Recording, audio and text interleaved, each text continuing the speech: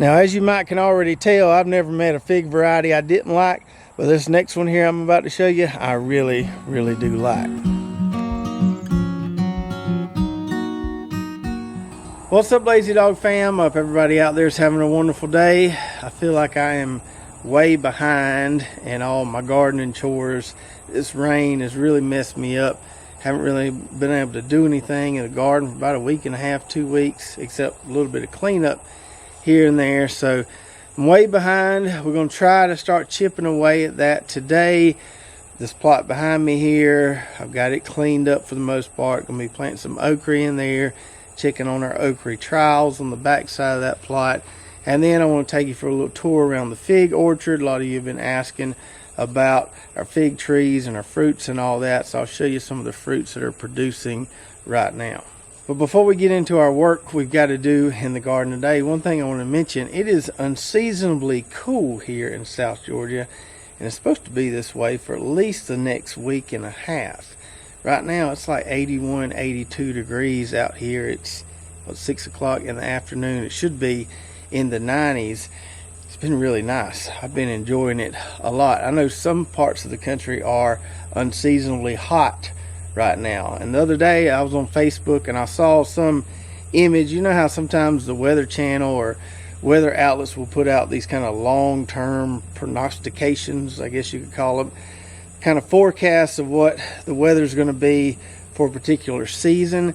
And it was showing that the middle of the country, for the rest of the summer at least, is going to be a lot hotter than normal. But over here where we are in Georgia, it's going to be cooler than normal. So that's good news for us, bad news for some of y'all. But I thought that was interesting. Who knows if that will actually ring true or not. But at least this week and the next week and a half, we're going to be a lot cooler than normal. All right, so back to what we've got to do in the garden today. We've got this blank slate right here to work with. That's where we're going to be putting in at least 2, maybe 3 rows of okree. I was able to get out here last night and till this plot. That helped it dry out some until it rained earlier today. So you can still see it's a little moist in some places, but it has dried out for the most part, which is good news considering how wet it was. So I think we're going to be good to plant there in a little bit. Now let's walk over here before we plant more okree and talk about our okree trials we got going on the end here. Now these okree plants sure do look a lot better since we've been getting some rain. Not all of the plants that we originally put in here are still here. We did lose a few during about that 2-month drought we had. You can see right there we lost probably 3 or 4 plants, but the plants that we still have are looking really good. The production wasn't that great and the pods were kind of tough during that drought, but now we're starting to get some good harvest off these, some good eating okree. And I just harvested most of these yesterday, so there's not a whole lot there to show you, but we walked down here to the end where these really big plants are. I can show you those. So these dwarf bush longhorn okree plants are looking a lot better since we started getting some rain. I think this is what they're supposed to look like a big kind of small bushy tree. If we look down there at the base, look at the trunks, looks like a tree down there as well. I haven't pruned these at all, haven't harvested them in about a week or so. It was raining every afternoon, too wet to get in here and harvest. The pods were wet, and I didn't harvest them yesterday because I wanted to show you guys what the pods look like on these.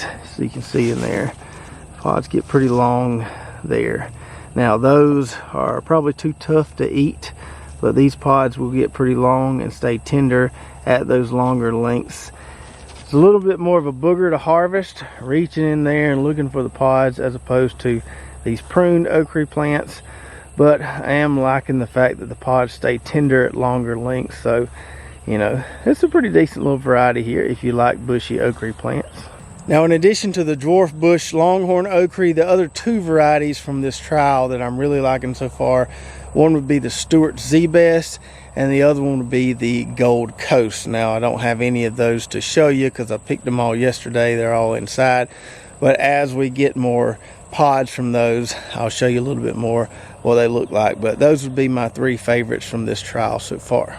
Now for that row of okree, with the exception of the dwarf plants, it's going to eventually get too tall as we prune it when we're harvesting it. That'll make it just grow taller and taller. And yeah, when it gets 7 foot tall or so, you can kind of bend it over and harvest it, but eventually get too tall and it's kind of aggravating. And at that point, that's when I usually just take my loppers, cut it down, and I have some more okra coming along somewhere else. So that's what we're going to be doing today, kind of succession planting okra. So when those plants do get too tall, we've already got some more that are either already producing or that will start producing soon. So what we're going to be planting today is this seed right here that I have named Ruiz Okra, after the fella that sent it to me. So if you don't know the backstory on this variety, last year I had a viewer. We had kind of a connection because we were both Valdosta State University grads. He sent me some of this seed, said it was a family heirloom, been in his family for a long time. He didn't really have a name for it, so I just called it Ruiz Okra because that was his last name. We grew it out, really liked the variety. Saved a decent amount of seed from last year's plants. We made some of that available on our website earlier this year. I think we had 60 packets or so. They were gone quick. I've got some left here that I'm going to be planting in my garden. I made sure to save enough for us to kind of keep this variety growing or going. So we're going to eat a lot of this, but we're also going to be growing out another seed crop so we can share this variety with some of y'all, you know, towards the end of this year or early next year, and just trying to help this guy get his family heirloom variety out there a little bit more. I think it's a great okra variety, and I hope those of you that did get some seeds earlier this year are enjoying it as well. So this space we have right here, I think it's probably about 15 foot wide. It's about 40 foot long. I think we've got plenty of room to squeeze in 3 rows right here and still have plenty of comfortable space between those rows for harvesting, dragging our buckets through there, all that. We could probably squeeze in 4 rows if we wanted to, but I think 3 rows is going to be enough. Now, since we tilled up this plot yesterday, we don't have a whole lot of prep to do to plant this okra. We're not using drip irrigation in this plot, so we don't have to put down any drip tape. And when we plant okra, we're not putting down any pre-plant fertilizer. Remember, okra, if you give it too much fertilizer, you just make all plant and not a lot of pods. So no drip, no pre-plant fertilizer. The one thing I am going to do is take the wheel hoe and make me a little hill where I lay off my row, or where my row is going to be. Make me a little small hill to plant on. I'm doing that just in case we keep getting rain every day. At least have it elevated a little bit there. So use that to mark off where my rows are going to be, and then we'll be ready to plant.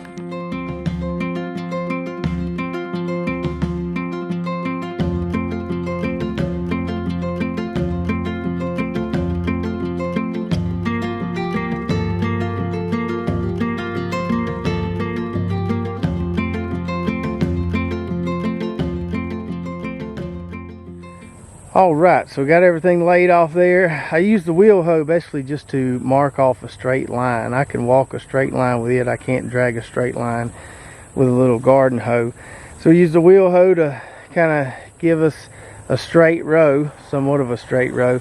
And then I took my little triangle hoe and made a little mini furrow in the middle of that area that I wheel hoed. And that's going to be where we put our seeds. Now, when I did kind of an unofficial germ test on these in our greenhouse earlier this year, I got around 70% germination. So I'm going to have to plant these fairly thick.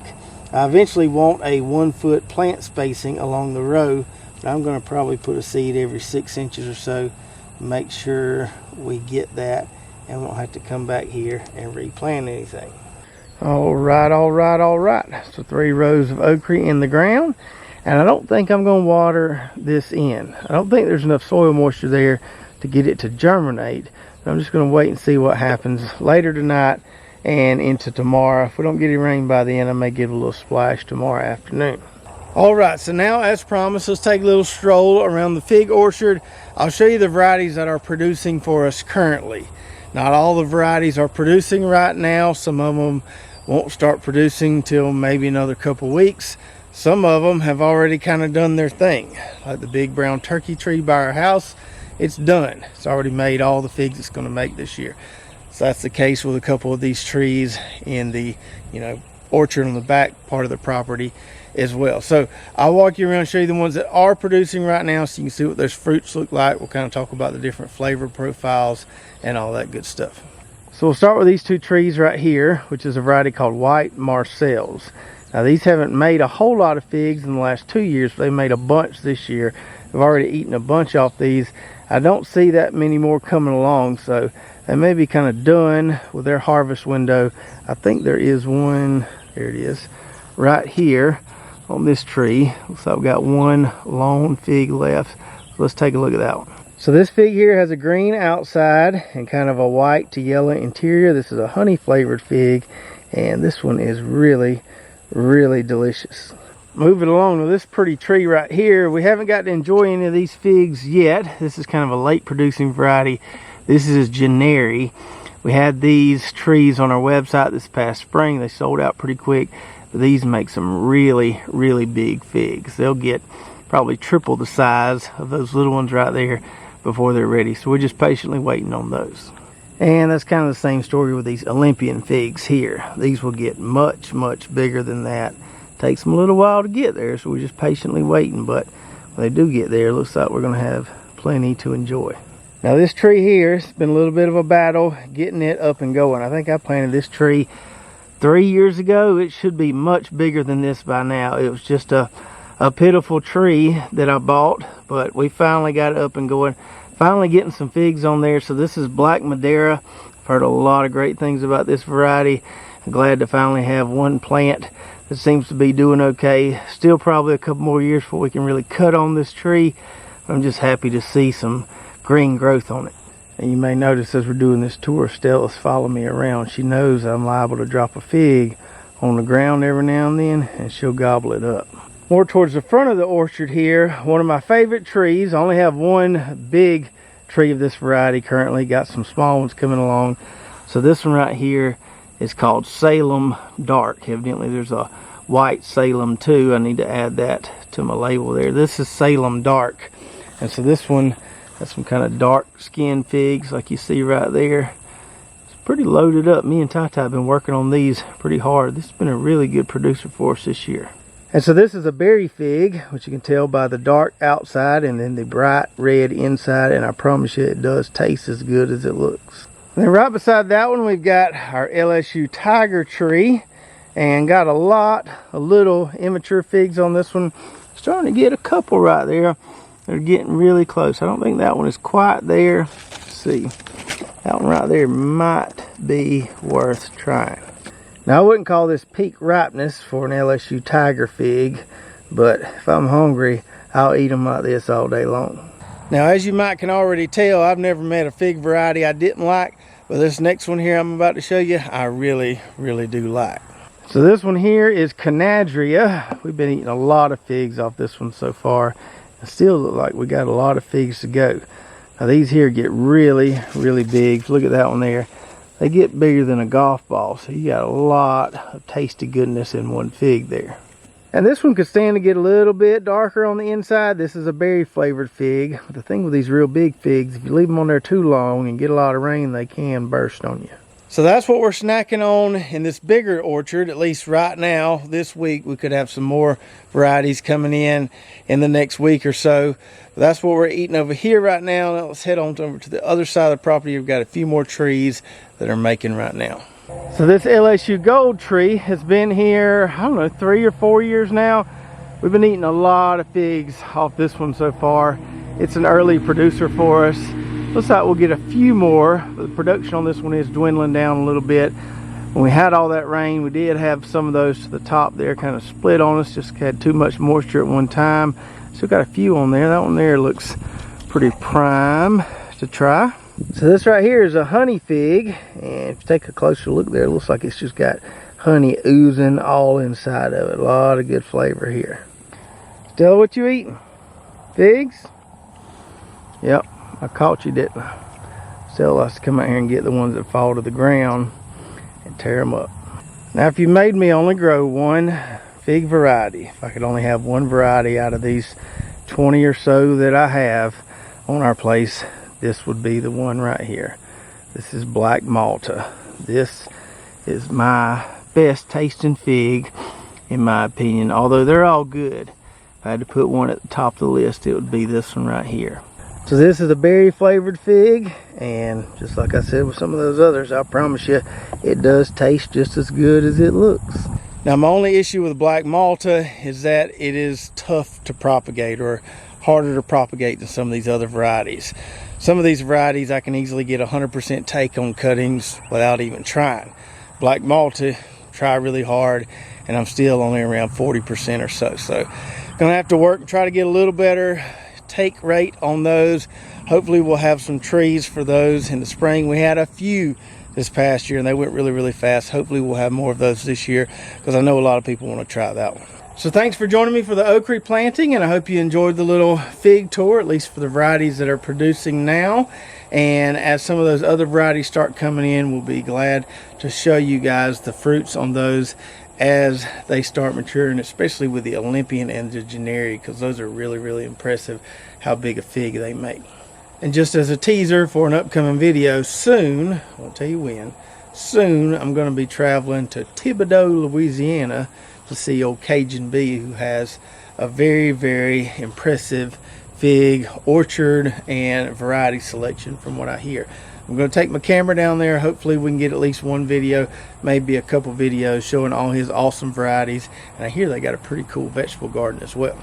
And I will warn you, if you haven't dabbled with figs, just be careful, because it's one of those things. You get one or two fig trees and you hear about another variety. Oh, I gotta have one of those. You hear about another variety, and next thing you know, you end up like me with all these different varieties, and your whole backyard is full of fig trees. So just be careful dabbling in the fig thing. It can be, you know, kind of dangerous, and the next thing you know, you just got fig trees everywhere. If you're watching on YouTube, be sure to check out our affiliate links below. A lot of great companies that we use in our gardens here at Lazy Dog Farm. Even got some coupon codes for some of those companies, so you can take advantage of those discounts. Don't forget to go check out our website, lazydogfarm.com, where we've got hats, shirts, recipes, our garden blog, recommended products, all kind of good stuff over there. If you did enjoy the video, make sure to subscribe, hit that notification button, like and share, and we'll see you next time right here at Lazy Dog Farm. Oh, farewell, by the beauty of your life.